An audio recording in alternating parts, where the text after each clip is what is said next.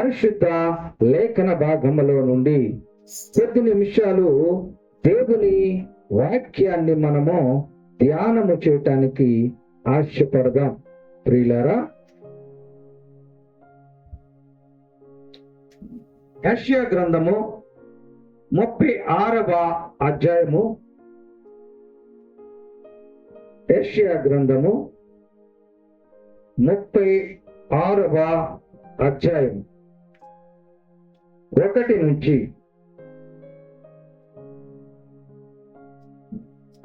15 వచనాలు గారు వచ్చి చదివినిపిస్తారు. ఈ దినమునకు ఏర్పాటు చేయడం పాఠ్యభాగము యెషయా గ్రంథము 36వ అధ్యాయము 1 నుంచి 15 వరకు. 1వ వచన ప్రారంభం ఈ విధంగా ఉన్నది. హిజ్కియా రాజు యొక్క 14వ సంవత్సరమున అష్షూరు రాజైన సన్హెరీబు యూదా దేశంలోని ప్రాకారము గల పట్టణముల మీదకి వచ్చి వాటిని పట్టుకొని, అంతటా అష్షూరు రాజు రబ్బాకేను లాకీషు పట్టణ దేశము నుండి యెరూషలేమందున్న రాజైన హిజ్కియా మీదికి బహు గొప్ప సేనతో పంపెను.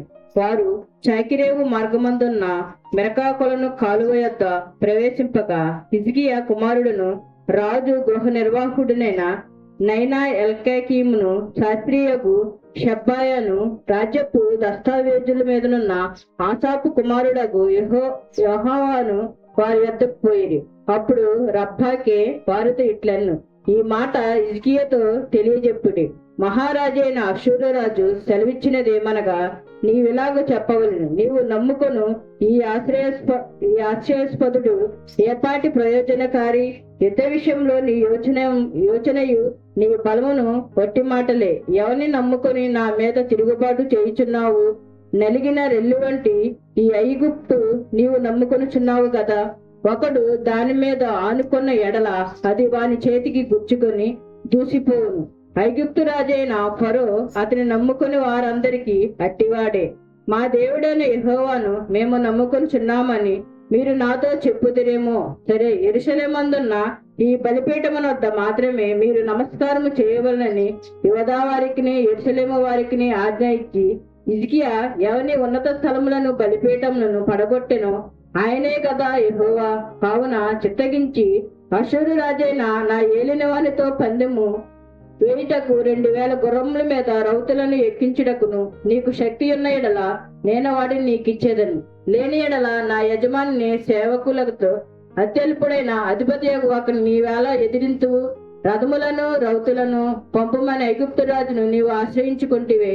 యెహోవా సెలవు నందకయే ఈ దేశమును పాడు చేయుటకు నేను వచ్చి తినా లేదు. ఆ దేశం మీదకు పోయి దాన్ని పాడు చేయమని యెహోవా నాకు ఆజ్ఞ ఇచ్చాను అని చెప్పాను. ఎల్యాకీము, షెబ్నా, యోవాహు అనువారు చిత్తగించుము, నీ దాసులమైన మాకు సిరియా భాష తెలియను గనుక ఒకనితో ఒకడు మాట్లాడుము. ప్రాకారం మీదున్న ప్రజలు వినికిడిలో యూదుల భాషలో మాట్లాడకుమని రబ్బాకేముతో అనగా, రబ్బాకే ఈ మాటలు చెప్పుటకై నా యజమానుడు నీ యజమాని యొద్దకును నన్ను పంపెనా?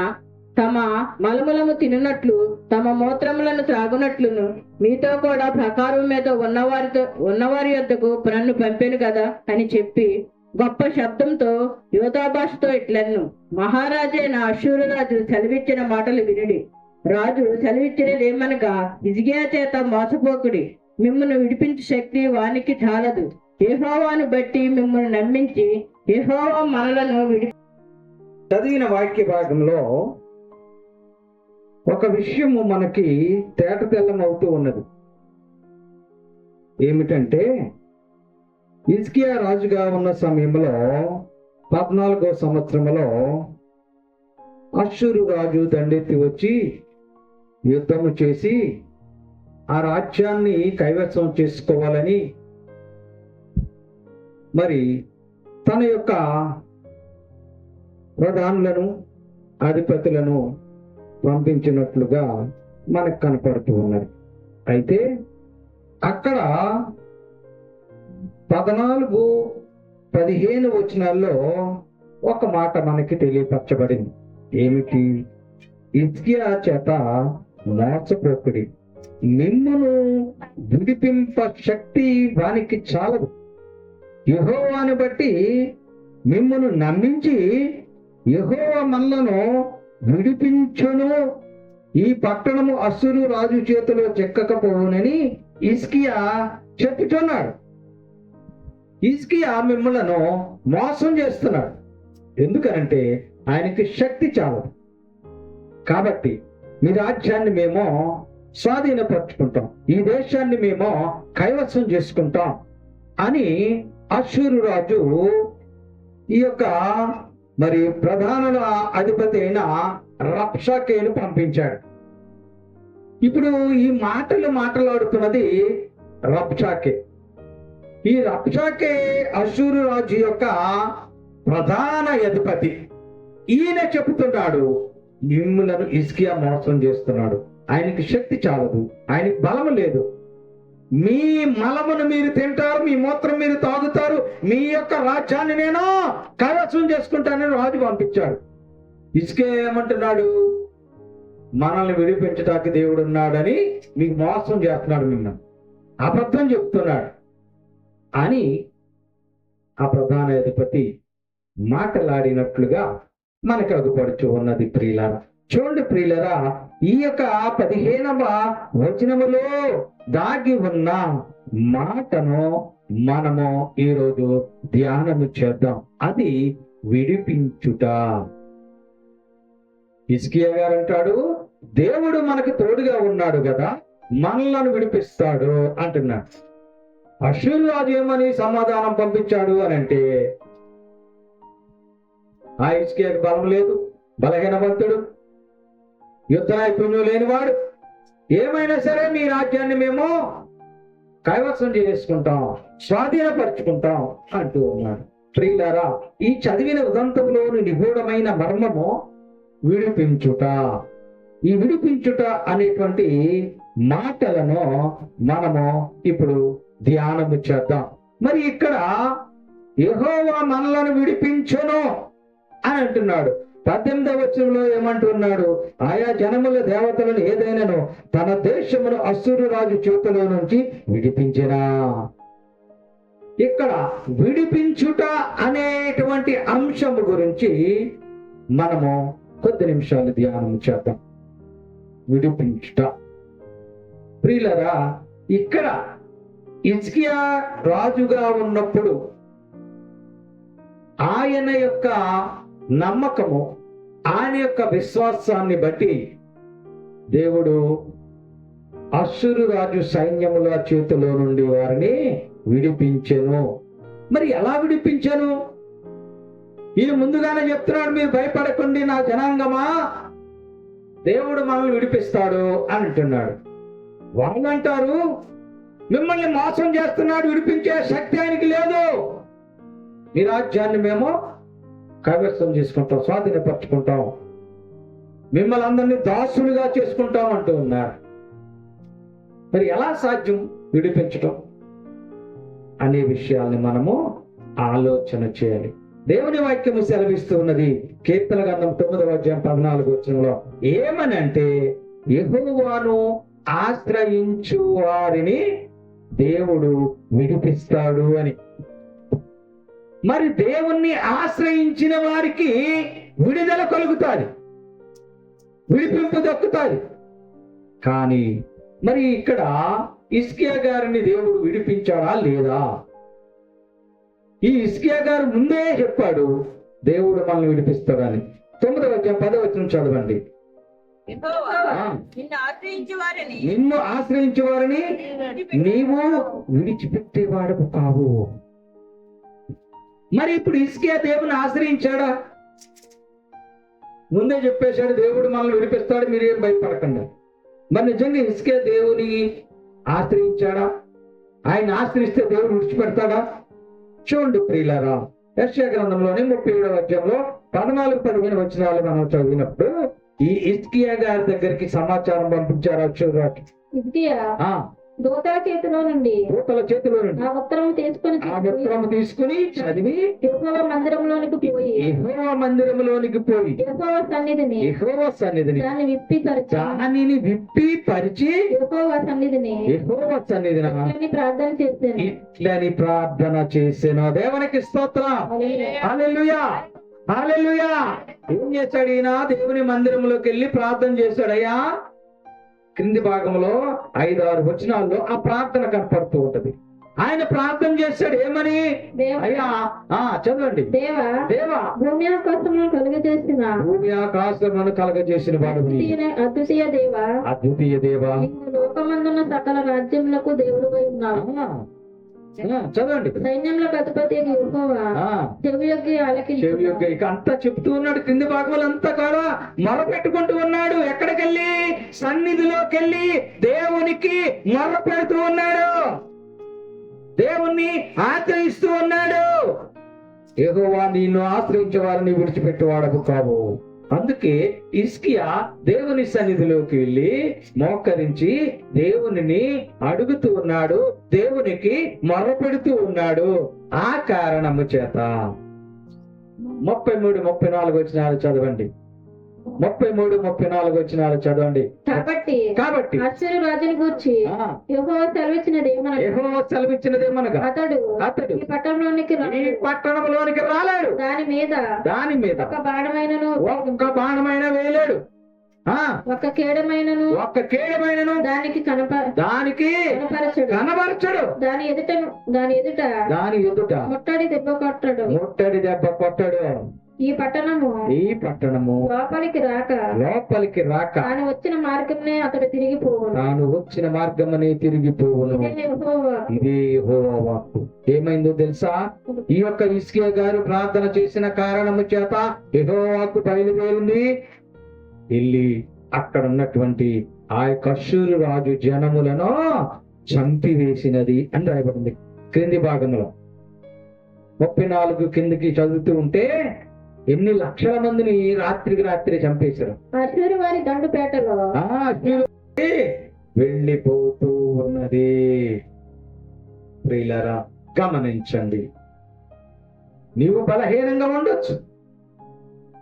హిజ్కియా రాజు గారి దగ్గర సైన్యం తక్కువే ఉండొచ్చు. అశ్షూరు రాజు సైన్యం 180,000 దాటి ఉండొచ్చు.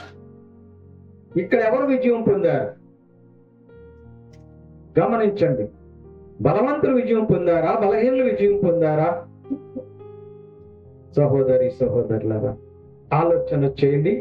దేవుని వాక్యము మనందరితో మాట్లాడుతూ ఉన్నది. ఏమని? హిజ్కియా రాజును దేవుడు విడిచిపెట్టలేదు. ఆయన ముందే చెప్పాడు, దేవుడు మనల్ని విడిచిపెట్టలేదు.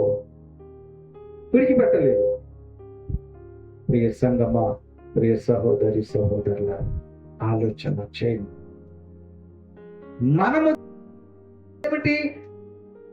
అయ్యో మమ్మల్ని వదిలి వెళ్ళిపోయారు. ఎవరైనా భర్త గాని భార్య గాని బంధువులు గాని చనిపోయినప్పుడు ఏడుస్తున్నప్పుడు ఈ మాటే వస్తూ ఉంటది. ఏమని?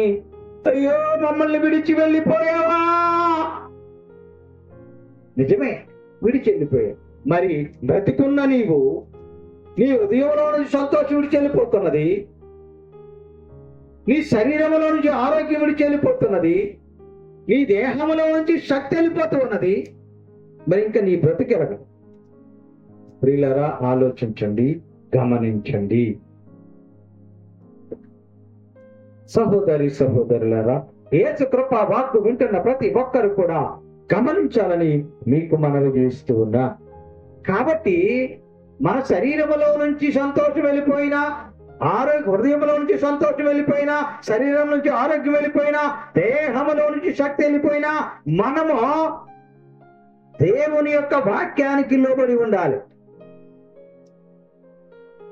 హిజ్కియా గారిలాగా ముందే విశ్వాసముతో ప్రకటించాలి, దేవుడు నన్ను విడిచిపెట్టడు. కాబట్టి ఇప్పుడు ఇక నుంచైనా నీవు ప్రార్థన చేయాలని వాక్యము మాట్లాడుతూ ఉన్నది. ప్రియులారా, ఎందుకు తెలుసా? నీ హృదయంలో నుంచి సంతోషం వెళ్ళిపోతున్నందుకు, నీ శరీరంలో నుంచి ఆరోగ్యం వెళ్ళిపోతున్నందుకు, నీ దేహంలో నుంచి శక్తి విడిచి వెళ్ళిపోతున్నందుకు నీవు ప్రార్థన చేయాలి. ఏమని ప్రార్థన చేయాలో వాక్యంలో రాయబడి ఉన్నది ప్రియులారా, గమనించండి. కీర్తన గ్రంథము 25వ అధ్యాయంలో 17వ వచనంలో మొట్టమొదటి మనకు కనపడుతూ ఉన్నది. మీరు ఏ అంశాల్లో ప్రార్థన చేయాలో అక్కడ రాయబడి ఉన్నది. నా హృదయ వేదనలు నా హృదయ వేదనలు అతి విస్తారము, అతి విస్తారం, ఇక్కట్టులలో నుండి విడిపింపుము, నన్ను విడిపించుము అని ప్రార్థన చేయాలి. ఎక్కడి నుంచి?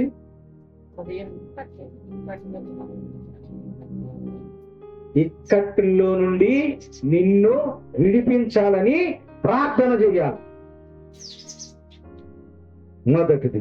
రెండవది 38వ కీర్తనలోనే 8వ వచనంలో చెప్పబడుతున్నది, మన యొక్క సొమ్మసిల్లి నేను సొమ్మసిల్లి బహుగా నలిగి ఉన్నాను, నా మనోవేదనను బట్టి కేకలు వేయించున్నాను. ప్రభువా, నా అభిలాష అంతయు నీకే కనబడుచున్నది. నా నిట్టూర్పులు దాచబడి ఉండలేదు, నా గుండె కొట్టుకొనుచున్నది. 8 అతిక్రమముల నుండి నన్ను విడిపించుము అని ప్రార్థన చేయాలి. రెండవది. మూడవది 119వ కీర్తనలో 153వ వచనంలో చెప్పబడుతున్నది, శ్రమలలో నుండి నన్ను విడిపించాలని ప్రార్థన చేయాలి. నాలుగవది 140వ కీర్తనలో 7వ వచనంలో చెప్పబడినట్టు దుష్టుల చేతిలో నుండి నన్ను విడిపించాలని ప్రార్థన చేయాలి. ఐదవది 144వ కీర్తనలో 7వ వచనంలో చెప్పబడిన రీతిగా నీ చెయ్యి చాచి నన్ను తప్పింపు, మహాజాములో నుండి అన్యుల చేతిలో నుండి నన్ను విడిపించుము. ఐదు విషయాల్లో నుండి నిన్ను విడిపించాలని నీవు దేవుణ్ణి ప్రార్థన చేయాలి. హిజ్కియా గారు ప్రార్థన చేస్తారు కదా, అయ్యో నా మీదకి దండెత్తి వచ్చేస్తున్నారు అశ్షూరు సైన్యము, మమ్మల్ని హవాలనగా మాట్లాడారు, మా రాజ్యాన్ని తీసేసుకుంటానన్నారు. ప్రభువా, భూమి ఆకాశంలో సృజించిన దేవుడు నీవే కదా, శత్రువుల చేతిలో నుండి మమ్మలను విడిపించుము అని ప్రార్థించగా శత్రు సమూహము శవాలై తేలినట్టుగా మనకు కనపడుతూ ఉన్నది. అందుచేత నీవు నీ ఇక్కట్ల నుండి దేవుణ్ణి విడిపించమని ప్రార్థన చేయాలి. నీ యొక్క అతిక్రమాల నుండి నిన్ను విడిపించమని ప్రార్థన చేయాలి. నీ యొక్క శ్రమలలో నుండి నిన్ను విడిపించమని ప్రార్థన చేయాలి. నీ దుష్టుల చేతిలో నుండి నిన్ను విడిపించమని ప్రార్థన చేయాలి. అన్యుల చేతిలో నుండి నిన్ను విడిపించమని ప్రార్థన చేయాలి. ఎందుకు చేయాలి అని అంటే, ఆయన మోషే గారితో మాట్లాడాడు, యెషయా గారితో మాట్లాడాడు. ఏమనో తెలుసా? ఆయన అంటున్నాడు 31వ నిర్గమ ద్వితీయోపదేశకాండం 31వ అధ్యాయం 6వ వచనంలో, నేను నీ దేవుడైన యెహోవాను, ఆయన నిన్ను విడువడు ఎడబాయడు అని మోషే ద్వారా మాట్లాడాడు. నీ దేవుడైన యెహోవాయే నిన్ను విడువడు ఎడబాయుడు. ఆయన వాగ్దానం ఇచ్చాడు కదా, నిన్ను విడువనని, నిన్ను ఎడబాయనని ఆయన వాగ్దానం ఇచ్చాడు. కాబట్టి నీ ఇక్కట్టుల్లో నుండి నిన్ను విడిపించాలని, నీ శ్రమలలో నుండి నిన్ను విడిపించాలని, నీ అతిక్రమంలో నుండి నిన్ను విడిపించాలని, దుష్టుల చేతిలో నుండి నిన్ను విడిపించాలని, అన్యుల చేతిలో నుండి నిన్ను విడిపించాలని నీవు ప్రార్థన చేయాలి. ఎందుకు? నిన్ను విడువను ఎడబాయను అని ఆయన వాగ్దానం చేసిన వాడు. ఇర్మియాతో కూడా మాట్లాడుతున్నాడు. 1వ అధ్యాయంలో 1 అధ్యాయంలో వచ్చిన ఏమని అంటున్నాడు? నిన్ను విడిపించుటకు నేను నీకు తోడై ఉన్నాను అన్నాడు. నిన్ను విడువను ఎడబాయను అంటున్నాడు. నేను విడువను ఎడబాయనని వాగ్దానమిచ్చిన దేవా, ఆయన వాగ్దానం ఇచ్చాడు, నిన్ను విడువను ఎడబాయను అని ఆయన వాగ్దానం ఇచ్చాడు గనక మనం ఏం చేయాలంటే ఇప్పుడు ప్రార్థన చేయాలి. హిజ్కియా గారిలాగా ప్రార్థన చేయాలి. ఒకవేళ నీ జీవితంలో ఎన్నో శోధనలు ఉన్నాయేమో, నీ బ్రతుకులో ఎన్నో వేదనలు ఉన్నాయేమో, ఆ వేదనలు, శోధనలు, రోదనలు నీవు బయటకు చెప్పుకో.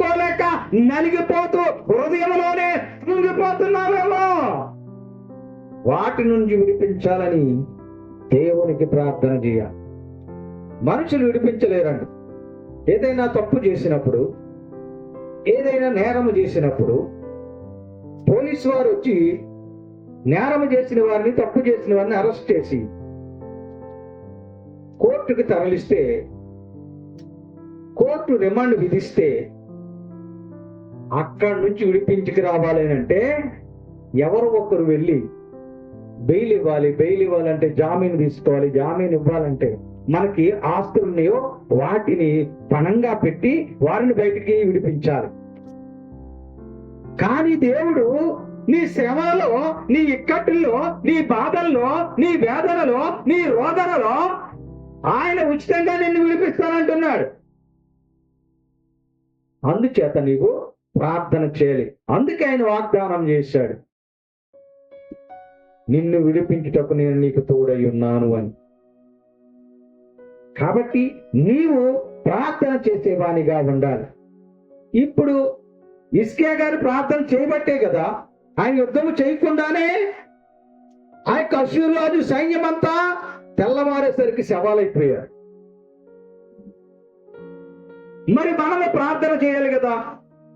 మనకు అప్పులున్నాయా, మనకు బాధలు ఉన్నాయా, మనకు కష్టాలు ఉన్నాయా, మనకి ఇరుకులు ఉన్నాయా, మనకి ఇక్కట్లు ఉన్నాయా, మనకు రోగాలు ఉన్నాయా, మనకు వేదనలు ఉన్నాయా, మనకు బాధలు ఉన్నాయా తెలుసు, కానీ అడగలేం, ప్రార్థించలేం. ప్రార్థించడానికి సమయం ఉండదు మనకు. ప్రియ సహోదరి సహోదరులారా, గమనించండి, ప్రార్థన చేస్తే ఆయన నిన్ను విడిపిస్తాడు. 91వ కీర్తన 15వ అధ్యాయమని మనం 15 వచనం నుంచి 16 వచనాలు చదువుదాం. 91వ కీర్తనలో 15, 16 వచనాలు మనం చదివినప్పుడు ఆ మాటలు కనపడుతున్నాయి. గట్టిగా చదువు. అతడు నాకు మొరపెట్టగా నేను అతనికి ఉత్తరం ఇచ్చేదను, నేను అతనికి తోడై ఉండి అతను విడిపించి అతనిని విడిపించి గొప్ప చేసేదను. విడిపించటమే కాదు, అతనిని గొప్ప చేసేదను. అంతేకాదు, దీర్ఘాయువు చేత అతనిని తృప్తిపరిచేదను. అంతేకాదు, నా రక్షణ అతనికి చూపించేదను. ఇది ప్రయోజనాలండి. మొర పెడితేనే, అడిగితేనే. చూడండి, అతడు నాకు మొర్ర పెట్టగా నేను అతనికి ఉత్తరం ఇచ్చేదను. శ్రమలలో తోడుగా ఉంటాను, విడిపిస్తాను, గొప్ప చేస్తాను, తృప్తిపరుస్తాను, రక్షణ చూపిస్తాను. ఎన్ని? 5. ఆలోచించండి ప్రియులారా. అంటే ఏంటి? ప్రార్థన చేయాలి, దేవుణ్ణి అడగాలి. అడగటం లేదు, అడగటానికి సమయం లేదు. అడగాలంటే నిద్ర వస్తూ ఉంటది. సహోదరి సహోదరులరా, పరిశీలన చేయండి, ఆలోచించుకోండి. హిజ్కియా గారు ప్రార్థించటం వలనే ఆయన యొక్క పట్టణము, ఆయన ప్రాకారములన్నీ స్థిరముగా ఉన్నవి. శత్రువులు రాత్రికి రాత్రే శవాల గుట్టగా మారిపోయారు. దేవునికి స్తోత్రం. అందుచేత హిజ్కియా గారు మొర పెట్టినట్లుగా మనము కూడా మరణ పెడితే దేవుడు మన మరణం ఆలకించి ఉత్తరం ఇస్తానంటూ ఉన్నాడు. అంటే మనకి 5 విషయాలు చెప్పాం మీకు. ఇక్కట్లో ప్రార్థన చేయండి అన్నాము, అతిక్రమాల నుండి విడుదల కొరకు ప్రార్థన చేయమన్నాం, శ్రమల నుండి విడుదలకు ప్రార్థన చేయమన్నాం, దుష్టుల చేతుల నుంచి విడుదలకు ప్రార్థన చేయమన్నాం, అన్యుల చేతుల నుంచి విడుదల కొరకు ప్రార్థన చేయమన్నాం. మరి వీటన్నిటి నుంచి విడుదల కొరకు ప్రార్థన చేస్తున్నాం. అయ్యా, మా బాధిది, మా రోదనిది, మా వేదనిది, మాకు చప్పిది అని ప్రార్థన చేస్తున్నాం. కానీ మనము విడిచిపెట్టాల్సిన మాత్రం విడిచిపెట్టడం లేదు. మనము ఏదైతే విడిచిపెట్టాలని దేవుడు వాగ్దానం ద్వారా మనకు బయలుపరచబడిందో అది విడిచిపెట్టలేదు. విడిచిపెట్టుకోకుండా నాకు దేవుడా నా కుటుంబాన్ని, నా యొక్క బిడ్డలను దీవించు, ఆశీర్వదించు అని ప్రార్థన చేస్తున్నావు. కానీ నీవు విడిచిపెట్టవలసినవి నీవు విడిచిపెట్టడం లేదు. ఏమిటి అవి? సామెతల గ్రంథం 3వ అధ్యాయంలో 7వ వచనంలో చెప్పబడుతూ ఉన్నది, యెహోవాయందు భయభక్తులు కలిగి చెడుతనమును విడిచిపెట్టాలి. మరి చెడుతనము విడిచిపెడుతున్నామా? చెడుతనముకి దూరంగా ఉంటున్నామా? చెడు మీద చెడు, చెడు పని మీద చెడు మీద చేస్తూనే ఉన్నాం. ఏళ్ల తరబడి తప్పుల మీద తప్పులు చేస్తూనే ఉన్నాం. మరి ఎలా నిన్ను విడిపిస్తాడు నీ కట్టుల్లో నుండి? ఎలా నిన్ను విడిపిస్తాడు నీ శ్రమల్లో నుండి? ఎలా నిన్ను విడిపిస్తాడు నీ బాధల్లో నుండి? ఎలా నిన్ను విడిపిస్తాడు నీ అప్పుల్లో నుండి? ఎలా నిన్ను విడిపిస్తాడు నీ రోగాల నుండి? నీవు చెడుతనం విడిచిపెడతాం లేదు. నీవు చెడుతనము విడిచిపెడితే, ఎప్పుడు దేవుని యందు భయభక్తులు కలిగి చెడుతనము విడిచిపెట్టు. విడిచిపెడితే చెడుతనము విడిచిపెడితే చదవండి, చెడుతనము విడిచిపెడితే నీ దేహమునకు ఆరోగ్యమును, నీ ఎముకలకు సత్తువా. దేవునికి స్తోత్రం. మరి నీవు చెడుతనం విడిచిపెట్టడం లేదు గనక రోగాలు నిన్ను విడిచిపెట్టడం లేదేమి? నీవు చెడుతనం విడిచిపెట్టడం లేదు కనుక నీ అప్పులు నిన్ను విడిచి వెళ్ళటం లేదేమి? నీవు చెడుతనం విడిచిపెట్టడం లేదు కనుక నీ బాధలు నిన్ను విడిచిపెట్టడం లేదేమి? ప్రేసంగా మా ప్రియ విశ్వాసులారా, మానవులు విడిచిపెట్టవలసినవి కూడా దేవుని వాక్యము ద్వారా తేటతెల్ల మగుచూ ఉన్నవి. మొదటిది చెడుతనమును విడిచిపెట్టాలి. సామెత గ్రంథం 28వ అధ్యాయంలో 13వ వచనంలో చెప్పబడుతున్నది, నీ అతిక్రమములను విడిచిపెట్టాలి. ఏ విడిచిపెట్టాలంట? అతిక్రమములు అంటే క్రమము లేకుండా అక్రమముగా చేసే పనులన్నీ కూడా విడిచిపెట్టాలి. 28:13 మాటలు మనకు కనపడుతూ ఉన్నాయి. అతిక్రమములను దాచిపెట్టువాడు వర్ధిల్లడు, వాటిని ఒప్పుకొని విడిచిపెట్టువాడు కనికరము పొందును.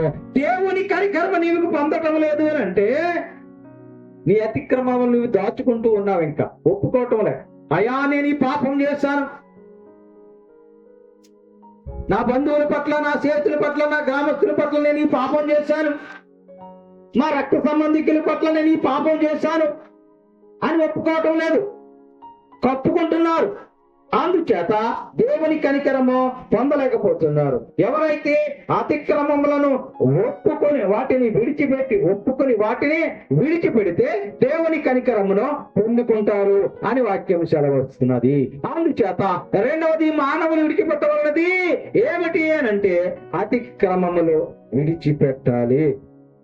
సామెతల గ్రంథం 17వ అధ్యాయం 14వ వచనంలో మూడవది కూడా కనపడుతూ ఉన్నది, నీవు విడిచిపెట్టవలసినది.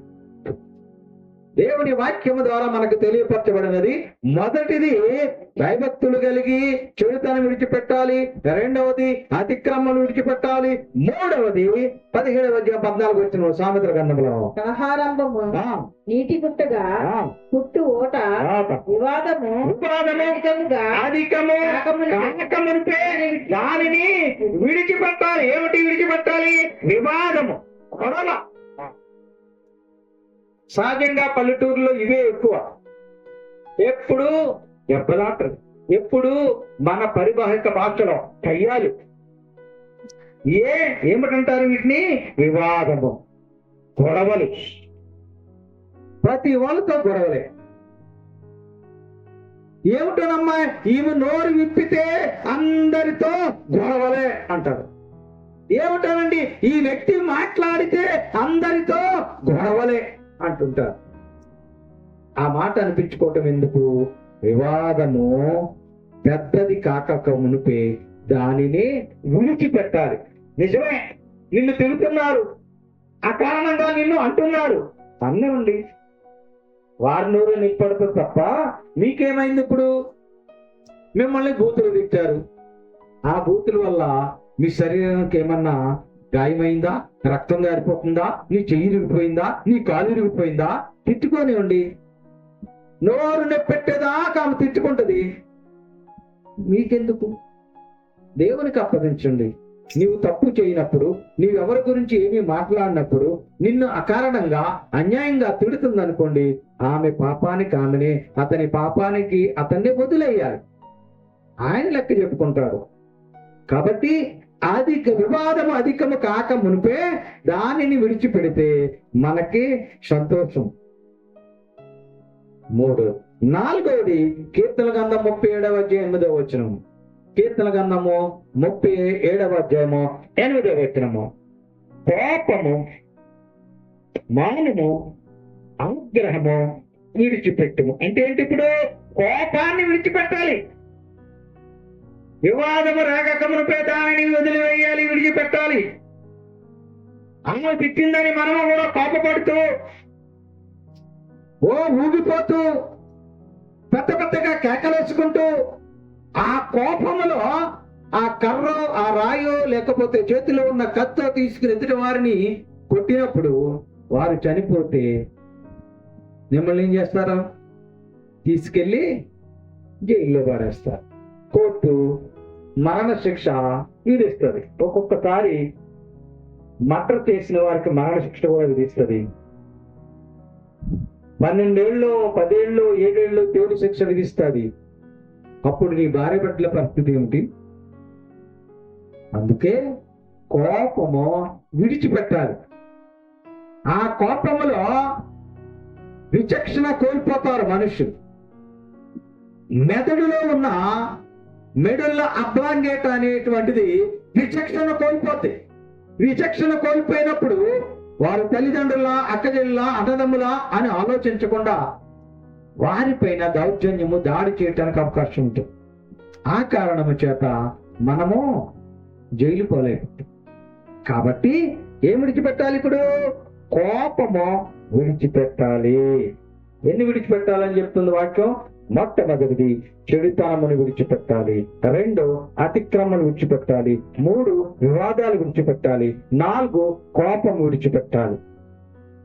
వీటన్నిటినీ విడిచిపెట్టి నీ దగ్గర నుంచి, నీ హృదయంలో నుంచి, నీ మనసులో నుంచి, సామెత గ్రంథం 3వ వచనం చెప్పబడుతుంది, దయను సత్యమును ఎన్నడును నీ నుంచి, నీ దగ్గర నుంచి విడిచిపోని యొక్కను. దేవునికి స్తోత్రం. ఏ విడిచిపోనివ్వకూడదు? ఇప్పుడు దయ, సత్యం, వీటిని ఎక్కడ నుంచి? నీ దగ్గర నుంచి ఎన్నటికీ విడిచిపోనియొద్దు. నిజమే, నీ హృదయంలో నుంచి సంతోషం విడిచిపోతే పోనీ, నీ శరీరం నుంచి ఆరోగ్యము విడిచిపోతే పోనీ, నీ దేహంలో నుంచి శక్తి విడిచి వెళ్ళిపోని. కానీ నీవేం చేయాలి తెలుసా? దయను సత్యమును ఎన్నటికీ నీ నుండి విడిచిపోలేకుండా కాచి కాపాడుకోవాలి. ఎందుకో తెలుసా? అది దేవునికి ఇష్టం. అవి ఎప్పుడైతే నీ దగ్గర ఉన్నావో ఆయన నిన్ను విడిగొడు ఎడబాయి. ఆయన వాగ్దానం ఇచ్చాడు, నిన్ను విడువను ఎడబాయను, నిన్ను విడవకుండా ఉండటానికి నేను నీకు తోడుగా ఉంటున్నాను అని ఆయన వాగ్దానం చేసిన వాడుగా ఉన్నాడు. కావున ప్రియమైన విశ్వాసులారా, ప్రియమైన సహోదరి సహోదరులారా, గమనించండి. హిజ్కియా గారిని విడిచిపెట్టని దేవుడు నిన్ను నన్ను విడిచిపెట్టనని వాగ్దానం ఇచ్చాడు. మరి మనల్ని విడిచిపెట్టకుండా ఉండాలి అంటే, మన యొక్క హృదయంలో నుంచి సంతోషం విడిచిపెట్టకుండా వెళ్ళిపోకుండా ఉండాలంటే, మన యొక్క శరీరములో నుంచి ఆరోగ్యం విడిచి వెళ్లకుండా ఉండాలి అంటే, మన యొక్క దేహంలో నుంచి శక్తి విడిచి వెళ్ళిపోకుండా ఉండాలి అంటే, నీకు దయ సత్యం అనే దాన్ని ఎన్నటికీ నీవు విడిచిపెట్టకుండా కాచి కాపాడుకోవాలి. దేవుని అడగాలి, దేవుని ప్రార్థించాలి.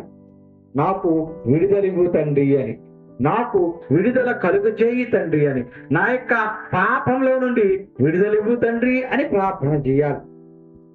నా యొక్క జీవితంలో ఎదురవుతున్నటువంటి శోధనలు, వేదనలు, రోగాలు, బాధలు, వీటన్నిటి నుండి నాకు విడుదలయ్యి అని ప్రార్థన చేయాలి. మరి ప్రార్థన చేసేవానిగా నీ ఉంటేనే నీకు విడుదల కలుగుతాడు. నిన్ను విడిపిస్తాడు దేవుడు. నీకున్న ప్రతి విధమైన బంధకాల నుంచి ఆయన విడిపించడానికి సిద్ధంగా ఉన్నాడు. అది ఎలాంటిదైనా కావచ్చు. ఆయన విడిపించేవానిగా ఉన్నాడు.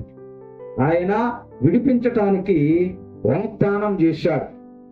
ఆ విడిపించడానికి వాగ్దానం చేసిన దేవుని నీవు అడగటానికి నీకు సమయం లేకపోతే, అడగటానికి నీకు నోరు రాకపోతే, మరి దేవుడు ఎలా నిన్ను విడిపిస్తాడు? అడగాలి కదా. అడగనిదే అంబైనా పెట్టదు అని పెద్దలు సామెత చెప్తున్నారు. మరి అడగాలి కదా మనం. రాజుగా ఉన్న హిజ్కియా అడిగాడు, నువ్వెంత? ఏముందని నీకు మిడిసిపాటు? ఆస్తున్నదనా, అంతస్తున్నదనా, బలమున్నదనా, బలమున్నదనా, అందమున్నదనా, ఐశ్వర్యం ఉన్నదనా? దేవుణ్ణి అడగలేకపోతున్నావు. గమనించండి ప్రియ సహోదరి సహోదరులారా, అడిగితే ఇస్తానని వాగ్దానం ఇచ్చినవాడు కదా, మరి అడగాలి కదా. అడగటానికి నీకు నోరెందుకు రావటం లేదో నిన్ను నీవే పరిశీలన చేసుకో. మిడిమిడి జ్ఞానముతో నీవు దేవునికి దూరంగా అయిపోతే నీ శ్రమల నుంచి విడుదల ఎప్పుడు కలుగుతుంది? నీ బాధల నుంచి ఎప్పుడు విడుదల కలుగుతుంది? గమనించుకోవాలి. ఆయన విడిపిస్తాను అని వాగ్దానం ఇచ్చాడు. మోషేతో చెప్పాడు, ఇర్మియాతో చెప్పాడు, నీతో చెప్తున్నాడు నిన్ను విడిపిస్తాను అని. మరి విడిపించాలి అంటే నీవు అడగాలి. అసలు నీవు ఎందులో నుంచి నిన్ను విడిపించాలో నీకు తెలియాలి. ప్రార్థన చేయమంటే మొదలెట్టి కంక్లూజన్ చేయటానికి కూడా సరిగ్గా రావట్లేదు మనం. ప్రార్థన కట్టే కొట్టే తెచ్చి అన్నట్టు ఉంటుంది. హృదయంలో నుంచి ప్రార్థన రావటం లేదు. నీ హృదయంలో వేదనలు ఉన్నవి కానీ నీ ప్రార్థన హృదయంలో నుంచి రావటం లేదు. సంగమా, హిజ్కియా గారికి రోగం వస్తే ఏం చేశాడు? నవ్వుకుంటూ, అయ్యా నాకు జబ్బు వచ్చింది బాగై అన్నాడా? ఏడ్చుకుంటూ గోడ తట్టు తిరిగి కన్నీరు విడిచి ప్రార్థన చేశాడు. మరి మనం ప్రార్థన చేయటానికి మాత్రం సమయాన్ని కేటాయించలేకపోతున్నాం. గమనించుకోండి, పరిశీలన చేసుకోండి. ప్రార్థన ఆయుధం మనకి కావాలి. ప్రార్థన దేవునికి మనకి మధ్య బ్రిడ్జి. మరి ఈ ప్రార్థన హిజ్కియా చేయబట్టే ఆయన రాజ్యాన్ని ఆయన కాపాడుకోగలిగాడు. మరణకరమైన రోగం వచ్చినప్పుడు ఆ రోగము నుంచి విడుదల పొందాడు. అశ్షూరు రాజు సైన్యము నుంచి విడిపించడానికి కారణమైన ప్రార్థన, మరణకరమైన రోగము నుంచి విడుదల పొందడానికి కారణమైన ప్రార్థన ఆయన చేయటానికి ముందుకొచ్చాడు. మనమైతే ముందుకు రావటం లేదు. ప్రియ సహోదరి సహోదరులారా, గమనించండి, పరిశీలన చేసుకోండి. యెహోవా మనలను విడిపించును అని ఆయన విశ్వాసముతో చెప్పాడు. అలాగే విడిపించాడు. మరి నిన్ను విడిపించాలని దేవుడు ఆశతో ఉన్నాడు. నీకున్న బాధల నుంచి విడిపించాలని, నీకున్న కష్టాల నుంచి విడిపించాలని, నీకున్నటువంటి వేదనలు, నీకున్న రోగములు, నీకున్న వ్యాధులు, నీకున్న అప్పులు, వాటన్నిటి నుంచి ఆయన నిన్ను విడిపించాలని ఆశ కలిగి ఉన్నాడు. కానీ నీవు అడగటం లేదు. చూడండి, మనకేదైనా ఇబ్బంది వచ్చింది, మనకేదైనా ఆపద వచ్చినప్పుడు మన బంధువుల్ని అడగకపోతే వాళ్ళు ఏమంటారు? మమ్మల్ని ఏమన్నా అడిగారా? అడిగితే మేమేమన్నా సహాయం చేద్దామేమో, మమ్మల్ని అడగలేదు కదా అంటారు. మరి ఈ లోక రీతిగా బంధువులు స్నేహితులు అలాగన్నప్పుడు మరి దేవుని నీవు అడగకపోతే, అడగక ముందని అక్కర్లేని దేవుడు నిజమే, కానీ ఆయన ఏమన్నాడు? అడుగుడి మీకు ఇయ్యబడును అని. మరి నీవు అడుగుతున్నావా? అడిగే విధానంలో హృదయపూర్వకంగా అడుగుతున్నావా? ఏదో అడగాలని అడుగుతున్నావా? ఏదాలాపంగా అడుగుతున్నావా? మొక్కుబడిగా అడుగుతున్నావా? ఎలాగ అడుగుతున్నావు? ఆయన ఎక్కడికి వెళ్ళి అడిగాడండి? హిజ్కియా గారు ఎక్కడికి వెళ్ళి అడిగాడు? దేవుని మందిరంలోకి వెళ్ళి అశ్షూరు రాజు వారు పంపించిన దూతలతో పంపించినటువంటి ఆ లెటర్ను మరి చదివి ఆ సన్నిధిలో పరిచి ప్రార్థన చేశాడు. నువ్వే మాకు తోడుగా ఉండయా? వాళ్ళు ఎలాగంటున్నారు, వాళ్ళంతా అసహ్యంగా మాట్లాడారు. మనల్ని కూడా చాలా మంది అసహ్యంగా మాట్లాడేవారు ఉండొచ్చు. మన పరిస్థితులను బట్టి, మన దీన స్థితిని బట్టి, మన యొక్క మరి లేని స్థితిని బట్టి మనల్ని కూడా అనేక మంది అన్ని ఉండొచ్చు. నువ్వు అడగాలి ఇప్పుడు దేవుని, ఏంటయ్యా మాకు ఈ స్థితి, ఏంటయ్యా మా ఈ బ్రతుకు, మాకు ఈ యొక్క శోధన నుంచి విడిపించుము అని ప్రార్థన చేయాలి. కన్నీటి ప్రార్థన చేయాలి, మొక్కుబడి ప్రార్థన కాదు. ఆయన చేయమన్నారు మేము చేస్తున్నామని విధానం కాకోకుండా నీ హృదయంలో నుంచి ప్రార్థన రావాలి. దావీదు గారు ప్రార్థన చేస్తే ఆ రాత్రి అంతా కూడా ఆ నీరు ఆ కన్నీరులో పరుపు తేలిపోయిందట. మనం ఏడ్చుకుంటూ ప్రార్థన చేయాలంటే ఎవరన్నా ఏమని అనుకుంటారేమో, కానీ మనసులో ఏడుస్తూనే ఉంటాం మనకున్న కష్టాల, బాధలు, ఇబ్బందులు బట్టి. కానీ దేవుని ముందు మాత్రం మన కన్నీటి ప్రార్థన చేయలేని వారిగా ఉన్నాం. హిజ్కియా గారు రాజుగారు అంత ఆయన ఎందుకు ఏడ్చుకుంటూ ప్రార్థన చేయాలండి? రాజుగారు ఏడ్చుకుంటూ ఎందుకు ప్రార్థన చేశాడు? ఆయనకు వచ్చినప్పుడు రోగాన్ని బట్టి. ఏం రోగం వచ్చింది? చచ్చిపోయే రోగం వచ్చింది ఆయనకి. ఇక బ్రతకడు. మరణకరమైన రోగం అంటే దాని అర్థం ఇక బ్రతకడు. డాక్టర్ గారి దగ్గర తీసుకెళ్తే పేషెంట్ని చెప్తారు, అయ్యా కష్టం అండి, తీసుకెళ్ళిపోండి, నా వల్ల కాదు, అయ్యా ఏదో ఒకటి చేయండి, అయ్యా ఏం చేయటానికి లేదు, తీసుకెళ్ళిపోండి అని అంటే మనం ఏం చేస్తాం?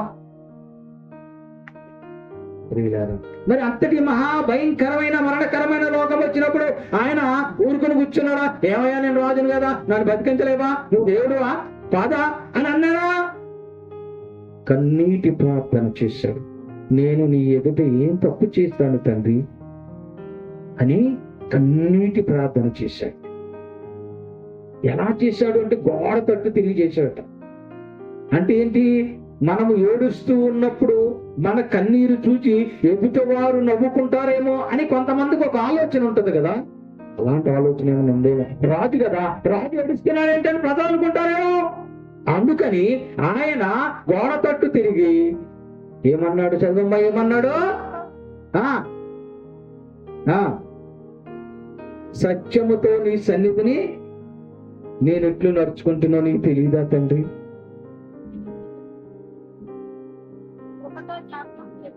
ఎలా అన్నాడు? కృపతో జ్ఞాపకము చేసుకోమన్నాడు. దీనంగా కన్నీళ్ళు విడిచిట్టు ఎంత దీనంగా ప్రార్థించాడు. అయ్యా నీ కృపతో జ్ఞాపకము చేసుకో అని కన్నీటి ప్రార్థన చేశాడు. మనం చేయం, మనం చేసేంత సమయం లేదు, చేసేంత అవకాశం లేదు. కానీ బాధలు పోవాలి, కష్టాలు పోవాలి, అప్పులు పోవాలి, వ్యాధులు పోవాలి, అన్ని పోవాలి, కానీ ప్రార్థన చేసే సమయం ఉండదు. ప్రియ సంఘమా, ప్రియ విశ్వాసులారా, ఆలోచన చేయండి. ఈరోజు హిజ్కియా గారి ద్వారా బయలుపరచబడినటువంటి మాట, దేవుడు మనలను విడిపించను. ఈ విడిపించును అనేటువంటి ఈ అంశంలో బయలుపరచబడినటువంటి ఆ యొక్క లేఖన భాగాలను బట్టి మన బ్రతుకులో, మన యొక్క జీవితంలో ఉన్న ఇరుకులు, ఇబ్బందులు, శోధనలు, వేదనలు అన్ని విడిపించడానికి ఆయన సిద్ధముగా ఉన్నాడు. ఎప్పుడు తెలుసా? నీవు నాకు మర్ర పెడితే నేను నీ పుత్రం ఇస్తాను, నిన్ను విడిపిస్తాను, నిన్ను ఆశీర్వదిస్తాను, నా కరుణను నీకు చూపిస్తాను అంటున్నాడు. కాబట్టి ప్రియ సంఘమా, ప్రియ విశ్వాసులారా, ఆలోచన చేయండి. 91వ కీర్తనలో చెప్పిన రీతిగా మనము యెహోవా మనల్ని మరి ప్రార్థన పూర్వకంగా దేవునికి మర్రపెడదాం. ఆయన మనకి చెప్తున్న మాట ఆ ద్వితీయోపదేశ కాండంలో చెప్పినట్లుగా, 8వ అధ్యాయంలో చెప్పినట్టుగా ఆయన మనల్ని విడివడు ఎడబయడు గనక మనల్ని విడిపించడానికి, మన బాధలను విడిపించడానికి, మన వేదన నుంచి విడిపించడానికి, మన శోధల నుంచి విడిపించడానికి, మన శ్రమల నుంచి విడిపించడానికి, మన అప్పుల నుంచి విడిపించడానికి ఆయన సిద్ధంగా ఉన్నాడు. ప్రార్థన చేయండి. మీరు ఆ వాటన్నిటి నుంచి విడిపింపు పొందటానికి హృదయపూర్వకంగా కన్నీటి ప్రార్థన చేస్తూ వాటన్నిటి నుంచి మీరు విడుదల పొందాలని మీకు తెలియపరుస్తూ ఈ నా కొద్ది మాటలు ముగిస్తూ ఉన్నాను. దేవుడి వాక్యమును మనందరి వినికిడిలో దీవించును గాక. మీ అందరికీ నా వందనం.